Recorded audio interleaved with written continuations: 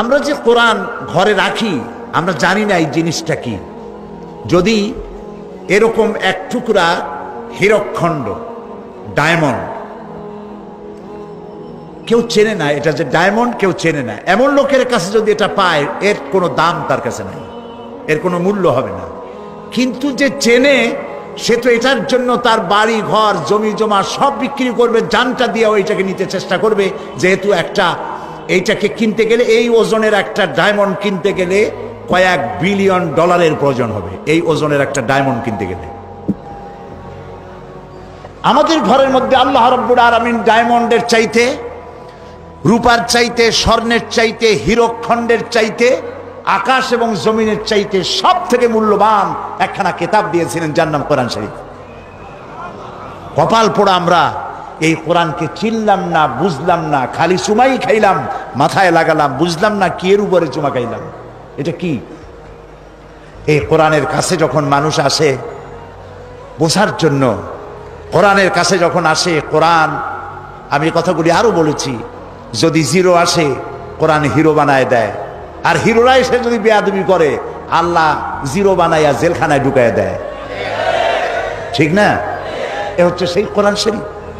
বুঝতে চেষ্টা করি নেই, সবার বাড়ি কোরআন শরীফ আছে। আমি যদি এখন প্রশ্ন করি কার বাড়িতে কোরআন শরীফ নাই, হাত তুলে দেখান। হাত কি উঠবে একখানো? হাত কি একখানো উঠবে? উঠবে না। কিন্তু যদি জিজ্ঞেস করি সূরা ফাতিহার অর্থ কি, কে কে জানেন? হাত তোলেন। হাত কি তখন বেশি উঠবে না কম উঠবে? সেই জন্য হাত উঠাইতে বললাম না। কোরআন এসেছিল বোঝার জন্য, বুঝি নেই। একটুখানি যদি চিন্তা করি যে ওমর রাদিয়াল্লাহু তাআলা আনহু কত বড় জাহিল, কত বড় মূর্খ হইলে পরে আল্লাহর নবীরে হত্যা করতে আসছে।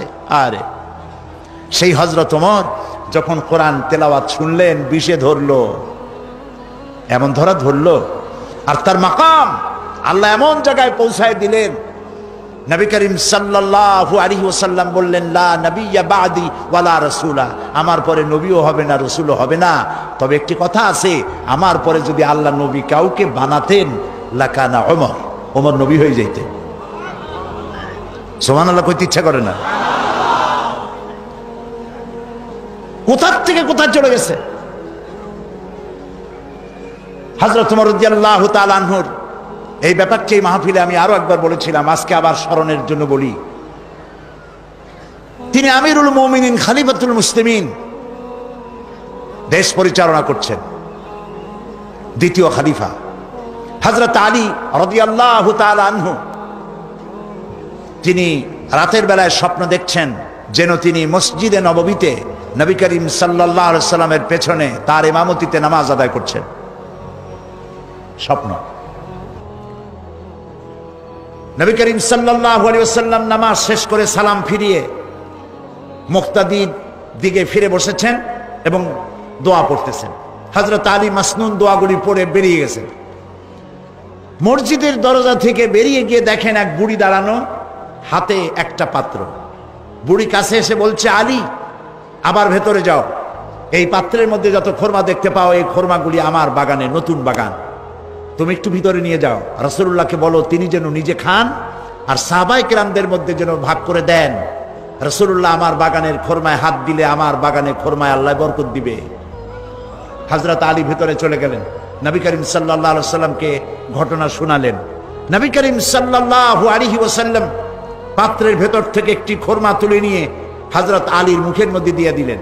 হযরত আলী রাসূলের দেওয়া খোরমা চিবোচ্ছেন, এমন সময় তার কানে মসজিদে নববীর আজানের আওয়াজ চলে গেল, আসসালাতু খায়রুম মিনান নাওম। ঘুম ভেঙে গেল। ঘুম ভেঙেছে ঠিক, কিন্তু হযরত আলীর মুখের ভিতরে রাসূলের দেওয়া খোরমার স্বাদ তখনও ছিল। ওযু করে তড়িঘড়ি করে মসজিদে নববীতে প্রবেশ করে দেখেন ইমামতির জায়গায় কে দাঁড়ানো? হযরত ওমর দাঁড়ানো। নামাজ শেষ করে তিনি পিছনে ফিরেছেন। হযরতে আলী রাদিয়াল্লাহু তাআলা আনহু তিনি মাসনুন দোয়াগুলি শেষ করে বেরিয়ে গেছেন। দরজা থেকে বেরিয়ে দেখেন এক বুড়ি, হাতে এক পাত্র। বুড়ি এসে বলছে, আলী আবার ঢোকো ভেতরে, এগুলি আমার বাগানের খোরমা, আমিরুল মুমিনিনকে দাও, তিনি খাবেন এবং সাহাবায়ে কেরামদের মধ্যে দিবেন, আমার নতুন বাগানে খোরমায় আল্লাহ বরকত দিবে। হযরত আলী দেখেন স্বপ্নে যা দেখছিলাম তা তো বাস্তব হচ্ছে। ভেতরে চলে গেলেন। হযরত ওমর রাদিয়াল্লাহু তাআলা আনহুকে পাত্রটি দিয়ে ঘটনা বললেন। হযরত ওমর পাত্র বাম হাতে নিয়ে ডান হাতে একটা খোরমা উঠাইয়া হযরত আলীর মুখের মধ্যে দিয়ে দিলেন। হযরত আলী খোরমা খেতে গিয়ে দেখলেন অন্যান্য খোরমার চাইতে এটা তো স্বাদ খুবই ভালো। তিনি বললেন, ইয়া ওমর জিদনি তামরাতান উখরা, তুমি আমারে আরেকটা খোরমা দাও, খুব মজা লাগতেছে, আমারে যদি দুই একটা বেশি দাও কারো ভাগে কম পড়বে না, পাত্র ভরা খোরমা দাও না একটা বেশি। হযরত ওমর রাদিয়াল্লাহু তাআলা আনহু বললেন, ইয়া আলী লাউ আন্না রাসূলুল্লাহ সাল্লাল্লাহু আলাইহি ওয়াসাল্লাম যাদাক লাজিদনাক।